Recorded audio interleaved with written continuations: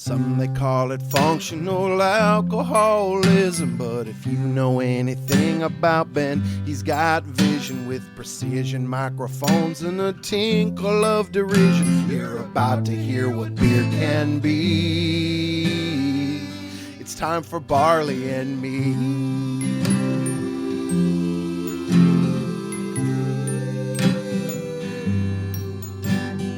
Welcome to Barley and Me. I'm your host, Ben Rice. We're here today in Sacramento, California at KC Kombucha for episode 170. With me today, my very special guest, Preston Allen. With Unhoused Neighbors, a documentary coming soon. And from KC Kombucha, we have... Hey everybody, it's Courtney Edwards, the owner of KC Kombucha. Thank you so much for having us here. Usually a beer podcast. Today, no alcohol. Well, that's not true. Some alcohol, negligible amount of alcohol. Very negligible. So all of our kombucha is less than 0.5%. So it's considered non-alcoholic. Yeah. Yep. Per law. Per law. Do you know the exact percentages are on these things? Or do you just it's so negligible we can't even... Really? Yeah. We do strict testing. I don't know what it is as we're drinking it, but 0.39 is usually what comes around that out. range. Yeah. Nice. So for those people who are really intolerant, don't come in. But Indeed. But so how's business here at KC? It's good. It's actually picked up way sooner in the year than I thought. We're at full production already, and usually that doesn't happen for another couple months. So I'm excited for the spring and summer. You think it's just people's guts aren't right? So they're just like, oh boy, this winter seasonal holiday stuff's really ruining me. I think people are just excited to get out and about again, and the weather was nice last weekend, so we had a really good weekend. So nice. It was, I think people are just out and about more. Yeah, absolutely. And there's also people that are like, what can I drink that's not alcohol is another big thing for dry January and general health stuff. So how long have you been here? We opened the tap room in September of 2019, so we had a good 6 months before COVID.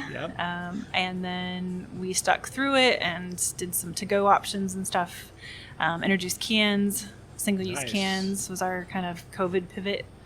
Been here 3.5 years. Yeah, and I've popped in a few times. It's always wonderful. Thank you. I'm a big kombucha person. Preston, how about you? You a kombucha person? Oh, big time. Yeah, love kombucha. Really saved my life in a way. I mean, that's a little hyperbolic, but I quit drinking a number of years ago, and I leaned heavy into kombucha. I was really happy to see KC open when it did. I was living just down the street at the time. Okay. 44th Street. Yeah, so it's... Love kombucha. Yep. What's the thing that draws you to kombucha? You know, there was something certainly when I first quit drinking that it just, and maybe it's the trace amounts that it really it just really helped fill that spot for me, that void. I was, basically, I was an alcoholic, right?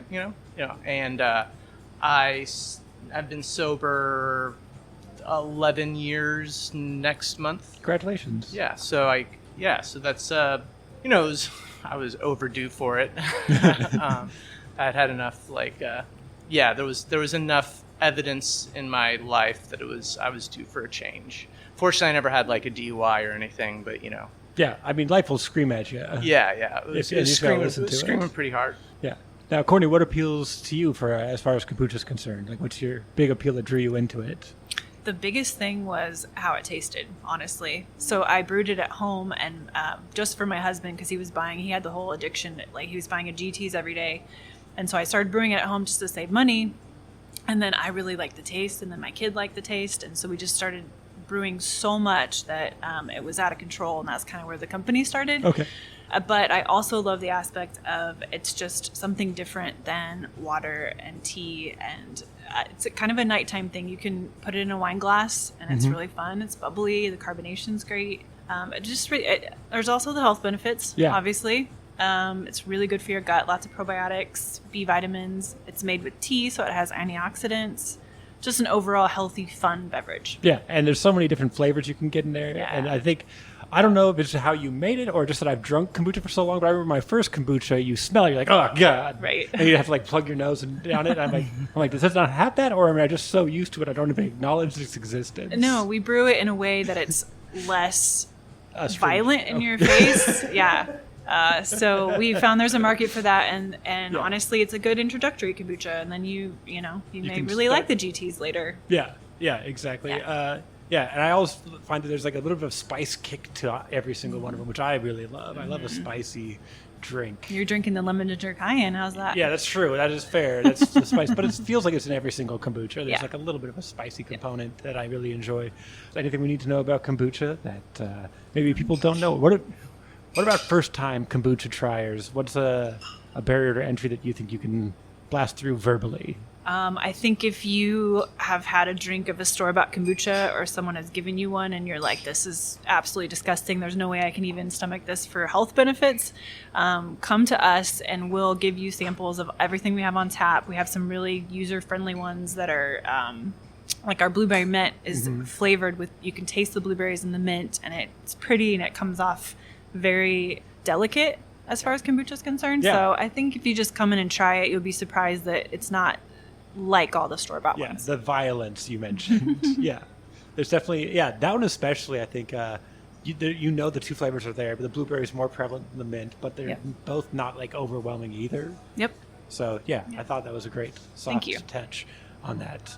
And now I'm staring at your list that's obviously going to change throughout the season. Yes. And the one that I had before the show was a cherry chai. Yes. Very intimidating Yes. because chai has a very particular flavor. It's strong. And then there's cherry, which seems like it might be not friends.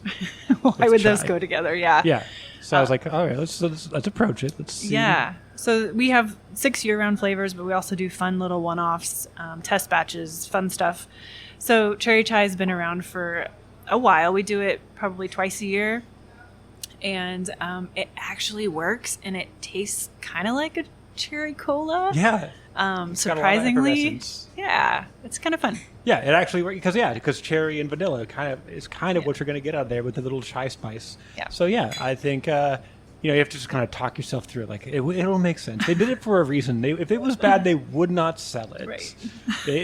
It's okay. It's okay. Just try it out. But we're really here, Preston, to talk about your project that you have going on. Tell us about Unhoused Neighbors. Unhoused Neighbors is a documentary about homelessness in the Sacramento area.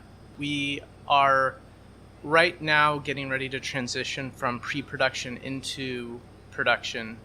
Official production starts March 20th. Okay. So it's going to be a year-long shoot, shooting from March 20th, the first day of spring, until March 18th, which is the last day of winter, so in 2024.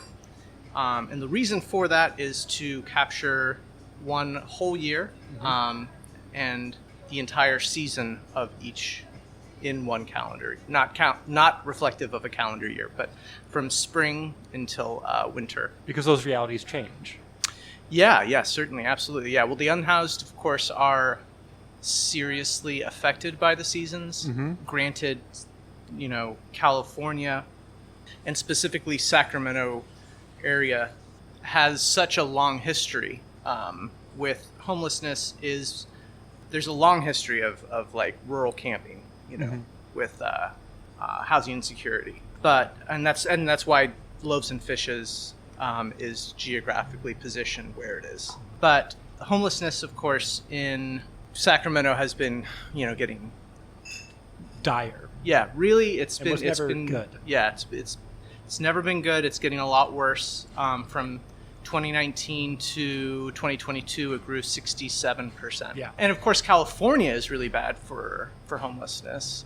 I mean, the nation right now, best guesses based on point-in-time counts, which are biannual counts done by, really they're commissioned by the HUD, Housing and Urban Development. And those are usually carried out by nonprofits or publicly funded organizations. Here in Sacramento, our point-in-time count is, the last one was done by Sacramento Steps Forward. They also had some volunteers from Sac State students.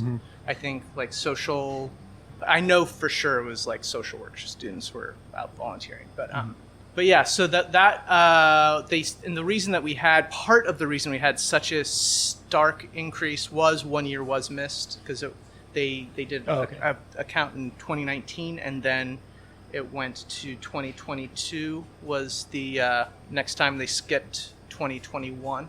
Okay. But that is not to say there wasn't also a confluence of events like COVID, like massive layoffs because of COVID. Massive layoffs that were blamed on, but were not because of COVID. That were, yeah. Oh, totally. Absolutely. And which were, we have, of course, the rent Yep. moratoriums that Got lifted too soon. have been expiring or have expired entirely locally. But So you're doing a full year. The fact that the population has expanded, doing the seasons, and again the weather is especially effective there. And you're starting, obviously. I would assume you chose spring because the winter's just so brutal. so I wrote the treatment like 2.5 years ago, and it's a living document. It's there have been many changes, but I did want to start with spring and end with winter, just because I felt like that was the kind of arc that I wanted. And the style of the documentary is observational, so it's not going to be kind of an expository voice of God narration, problem solution type documentary that we're so accustomed to, where like, here's the problem, we're going to explain to you the problem, and then we're going to explain to you what the solution to this problem is, and then sometimes there's a call to action. Yeah. Rather, this is a real problem that isn't getting better, and I wanted to, instead of bring in like supposed experts, I wanted to tell stories from the point of view of the unhoused. So really, that will be the focus, and it won't be one sole subject. Each season will follow. There will be its own subject, and what I mean by that is, spring is going to be a family or families that are experiencing homelessness. That would be likely in a motel voucher or something, because you don't run into families. I mean, you shouldn't. Services are, their families are fast-tracked. When children are involved, they're fast-tracked into immediate services, temporary housing. And that is in the form of motel vouchers most typically. So that will be the focus of spring. The reason for that is I think it's important to see that dynamic and also see that generational poverty, because that is so often the story of systemic poverty. It is generational, is a major component to that. But summer is then going to be young adults that are unhoused, and what comes after summer? Fall, autumn. Fall is going to be middle-aged individuals that are unhoused and have been unhoused for an extended period of time. Winter is going to be those that have found temporary or permanent housing, and that will be juxtaposed with folks that die unhoused. And the way that we'll be able to document that is, Joshua's house is a hospice center that hasn't yet opened, but is going to start serving unhoused individuals who are terminally ill, providing hospice care to them at some point late spring, early summer.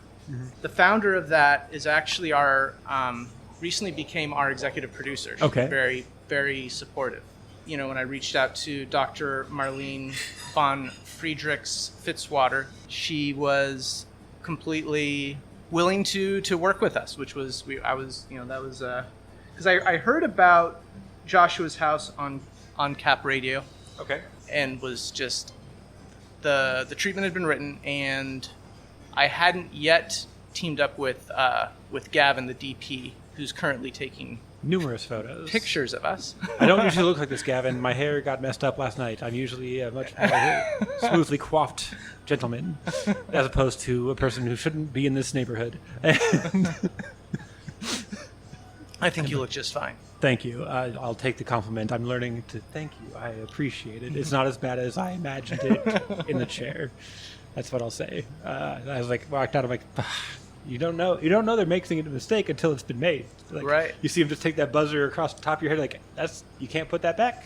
Yep. I guess this is just going to happen for a few weeks. It's going to happen. I mean, that's what I always rock.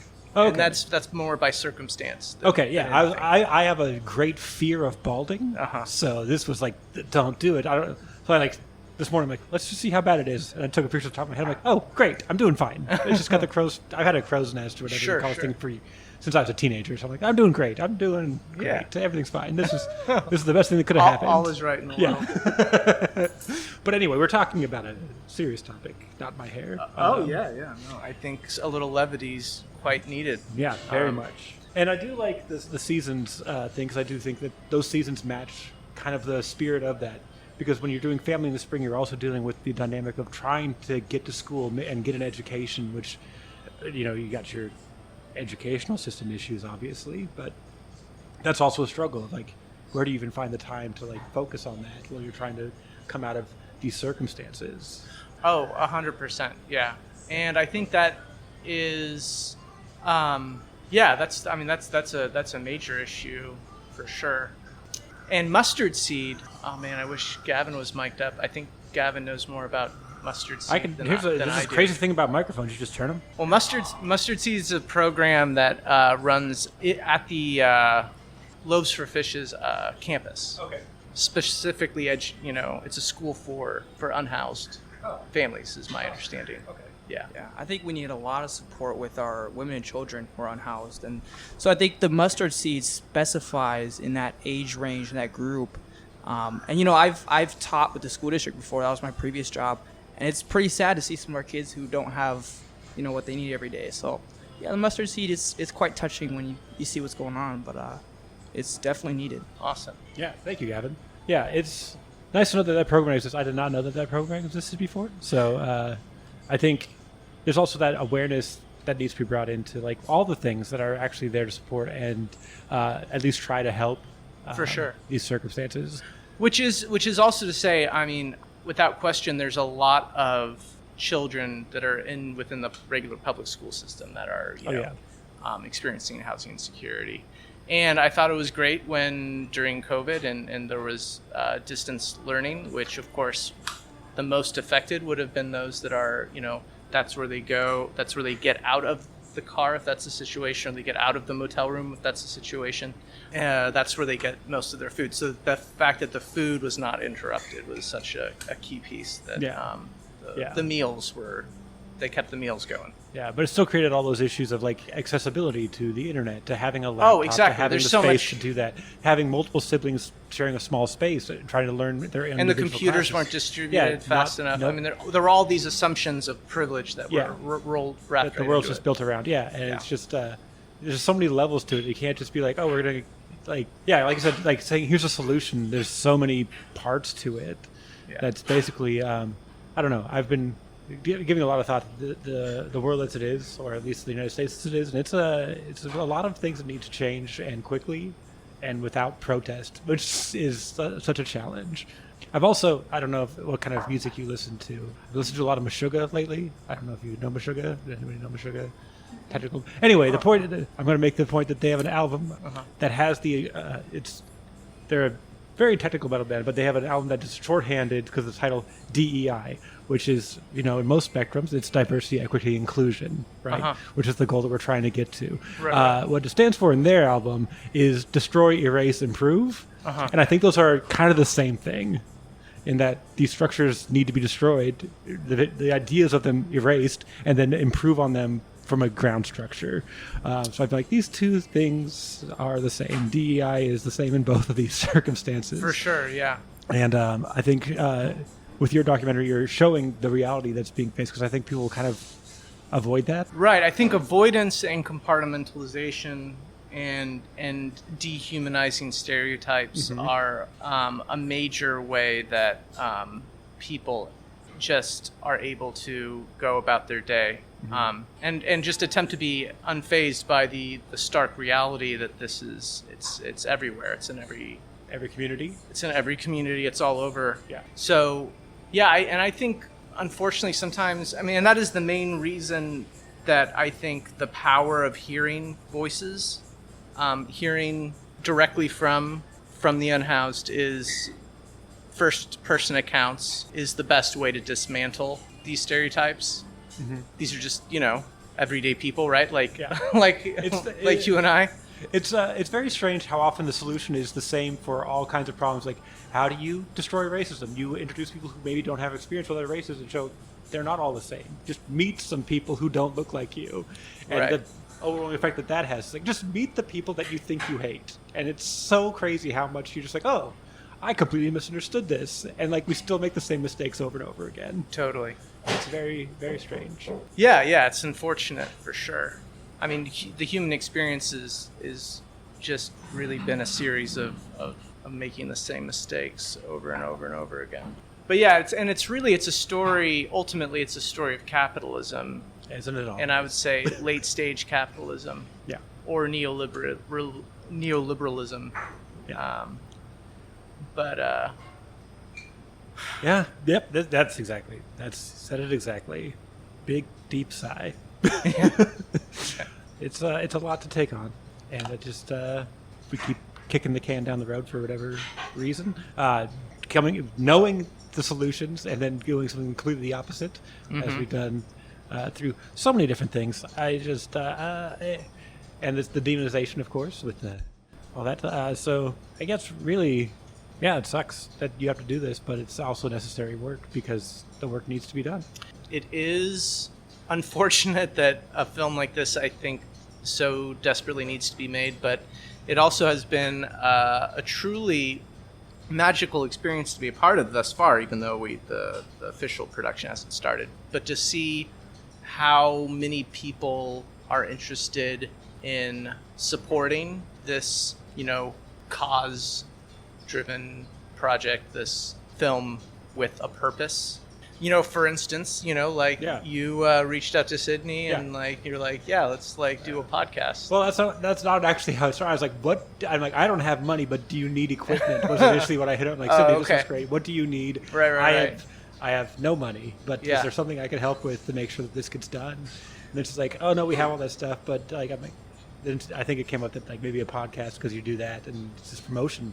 Yeah, totally. But I mean, and that was, the first time that I really got super humbled was when I talked to Dr. Marlene, and she was just like, yeah, absolutely, we'd love to, that sounds like a really interesting film and one that needs to be made, and was willing to grant us access to Joshua's house. Mm-hmm. And again, that's why I wanted that schedule from when I wrote the first draft of the treatment to end with winter, is because it is a stark situation. It is a bleak outlook, and it isn't getting better. Right. And a lot of unhoused folks die on the streets, and that is really sad. I mean, the film will be contrasted. Right. Winter will be contrasted with like some positive accounts, some positive testimony of, and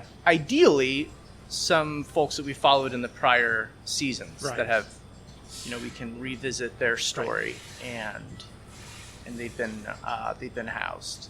Yeah. But there is also the reality, and of course, there's the homeless folks die younger. The life expectancy is not great. Yeah. I mean, there's also just a lot of lack of awareness too about that specific issue. Some people think that they're able to stay in a hospital or something. Yeah, or there's always a bed somewhere. Right. And they're just choosing not to go there. Sure. Or whatever the case may be. Yeah, there's a lot of willful ignorance of the realities faced on the day-to-day. Yeah, well, to that piece, there's a lot of ignorance generally about why are all these encampments? There's enough, there's just, why aren't they in a shelter? I mean, granted, there are instances that, first off, it's important to know that the reason, of course, that they're not, but they do tear them down. They do tear them down if they find some kind of a health violation or something. And of course, now they're passing these different aggressive, really arbitrary rules, ordinances as to why they can't. But once the homeless population exceeds which we didn't even talk about how inaccurate the point in time counts are. But, right. Well, only so much time. Those are physical counts, right? So you can't. I mean, of course, a lot of people are, in cars, first off, right? And the measure of someone actually being street homeless is, I mean, it's a measure that that person is now without a family or a friend that they can stay with. Yeah. They've exhausted that. Yeah. They don't have a car. They are, it is a rock bottom, right? That they don't have many resources left to turn to. So, yeah, I mean, there's so many encampments because there's so many unhoused, but the reason they're not torn down the second they start to get a footing, or that they are on, a block, is because the homeless population exceeds the available beds, right? But yeah, the point in time counts are just sheltered, unsheltered, and those that are able to be physically counted. And we've exceeded that for a good long while. And I wish I knew that specific, like at what point we eclipsed here locally in Sacramento, off the top of my head. That's probably a long time ago. I think it's... Oh, I would think so, yeah. Quite some time, since they have promised more beds and housing and then taken them back over and over again and destroyed some that already existed. So anyway, it's good fun. This is a beer podcast. If we're going to drink kombucha and talk about this, which I'm happy to do, unfortunately. But so we should probably talk about kombucha a little bit more just to wrap this thing up. But also, I do have a question about pre-production, which you guys are technically still doing. Yeah. Now, as far as getting people to agree to be on camera, do you have forms for that? Is there a plan of people who you're going to talk to come March? Have you done like your pre-interviews and stuff like that? Or Yeah, we're meeting a couple families this Saturday, and there is a document that it's a standard release document that has to be signed. Yep. And so, do you have people already picked out for each of these seasons, or are you like? No. We did go out and meet a fair amount of folks and got contact info. We realized that we already know.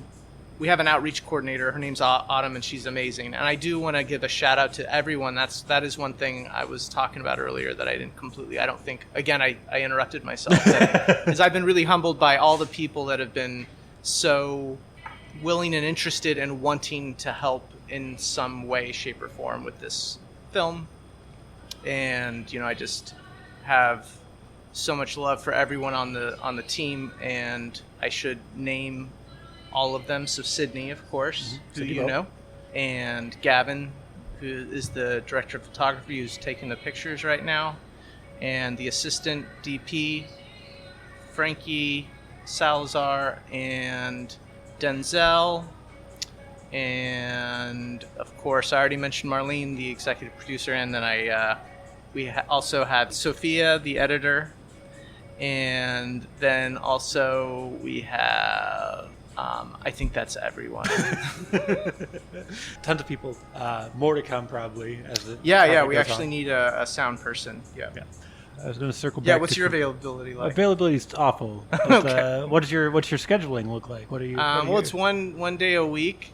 Friday for the first 3 months. 1 day a week. We just did the shoot schedule. Fridays, Saturdays, and Tuesdays. Okay. Alternating. Gotcha. So you're just like Friday this week, Tuesday next week, Saturday the week after. Exactly. And for the whole year? No, just the first 3 months. Oh, just the first 3 months. Excuse me. I have plenty of vacation time. I can figure that out. But I don't have a lot of mics besides these, so I would have to. Yeah, no. It's But no worries. It's the thing I've been looking at anyway. So maybe we'll see. But anyway, it doesn't matter. We actually need a female anyway because it's just Gavin and I. Yeah. Oh, okay. So we need because that person will also be taking off labs. Oh, yes, also true. Yeah. Very good point. I'll see if I can find anybody and get them in touch with you. Oh, that'd be great. Okay, kombucha. Oh, I have not had the hops yet. Can I have a hops? Since this is a beer podcast, after all, we must enjoy a healthy dose of hops. Do you know what hops we're using in this particular? Yes, we are using Yakima Chief Equinaut or Euconaut. I think it's Equinaut. Equinaut Yeah. hops. Yeah, it's got a nice citrus profile that goes well with our mostly green tea based kombucha. So it's really good. We infuse it for 2 weeks. We use hot pellets. It works the best. I tried early on to use like actual hops, like flowers. It took a lot. Yeah. It took a lot of. Yeah. So yeah, so this one's really good. It's at one point we called it pineapple hops, but Okay. I like just hops. Yeah. Yeah, that's very hop rich, very hop forward. And it's got a little bit of a more of a funk character, which I didn't really expect. I thought it would be like a little bit more sweet on the nose, but it's like a little more funky, which I love. Yeah, A little it's funk good. weirdness. Yeah. Have you had the hop one? Yes, I did. All right. What are your thoughts on it? I think, is this the hops? Yeah, looks like. Yeah. Cheers to you. Cheers. Yeah. It has like an IPA-y to it. Yeah. Yeah, very enjoyable. I remember those days. Super good. Yeah. Yeah. That'd be great with like a burger. Nice. Fr- Yeah, A fries? vegan burger for me, yeah. a vegan burger? All Me right. too. Yeah. That's how often that goes hand in hand, the kombucha and veganism. Yeah. Oh, I'm sure they're like, Yeah. yeah, they're, Yeah. yeah. It's just Well, they're two peas in a pod. Right, yeah. Yeah. Yeah. My girlfriend's like, I'm going to be vegan by the time I'm 40. I'm like, all right, good luck on it. Yeah. I mean, we try. We do a lot more vegan stuff and vegetarian stuff. As you get older, your body changes. It doesn't react so well to things. But I think this was a pretty productive episode. I think we learned a lot. Where can people find out more if they want to help out? Yeah. So we're running an Indiegogo campaign right now, and it has a long way to go to get to its goal. So that would be awesome if people wanted to go there. But you could go there just by going to unhousedneighbors.com, and all the info about the film is right there. Perfect. Preston, thank you so much. Awesome. Thank you. And Courtney, where can people find out more about KC Kombucha, what you have on tap, and all that other stuff? So we post our flavor list daily to our stories on Instagram. That's at KC Kombucha, KCKOMBUCHA. Thank you. Any Yeah. other social media they can find you on, or any websites? We they can go dabble to? we dabble in Facebook But a it's little never bit, as but good as Instagram. It's just It's a visual medium. You can't. Nobody's reading a post from Facebook. We have yet to do a TikTok channel. I'm old. I don't know. Maybe I'll hire someone. Maybe Rachel will do it. Yeah, something. We'll figure it out. We're all learning. Yeah. We're all just like, what works, what fits what I do. Because the thing is, if Yeah. you're doing it inauthentically, they'll all know. And then you've actually hurt yourself if you're doing an inauthentic Yeah. Oh, totally. item. So And then you can order online. KC-Kombucha.com. nice. And then you've also got these refillable glasses. Yeah, so we you have a can grab- super strong sustainability portion of the company where we encourage you to bring in your own bottles, or we have bottles you can buy And bring to back. do refills. Yeah, so we're all about refills and not wasting. And we have glassware for here. That's where we're all drinking out of, is pint glasses here at the bar. And so you can bring in anything, any growler from any other brewery. If you stop drinking and have a use for those growlers, come filled up with kombucha. Do you even sell the mushroom The culture, yeah. culture? Yeah, Wow. yeah. Those are my little SCOBY farm up there for people who want to brew at home. Oh, really? Yeah, Yeah. So Nice. see that. So Yeah. those are The two little the three. thing. Yeah. those little pellicles, the white. far left. It's yeah. like the stacks of. So those are layers of SCOBY. Yeah, Wow. So in these, you have a big SCOBY floating exactly. on Yeah, so every SCOBY grows to Isn't that the cool? width of That's the very cool. I thought it was the vessel. label of like the design of a special jar. No. Yeah, so those in the kettles back there in the back are huge. So how long would you say it would take to make like a general batch of kombucha? Here in the tap room, it takes about 12 to 14 days total from start to finish. Nice. But yeah. Yeah, awesome. See, we learned all kinds of stuff at the end. I was like, let's do the outro. Then like, let's learn like 5 more things. top. I like how they're all named too. Stella. Yeah. Oh, Stella and Blanche. Who's the Tennessee Williams fan? I don't know that. I don't know that reference. Well, that's they- Stella and Blanche. Gilda, I Olivia, just Elizabeth, picked really strong women's names. Streetcar named Desire. Oh, okay. Yeah. All right. Stella. Yeah. I don't know. So it's just happenstance. They're next to each other. Yeah, it is. They're the shorties of Yeah. the kettle. So anyway, yeah, so they're all like strong women names. There's a Roxanne at the bottom. Nice. Olivia. Yeah, that's awesome. Well, what about you? You're a stand-up comedian, right? Yep. Do you have anything to plug? Oh boy, it's just God, it's so much.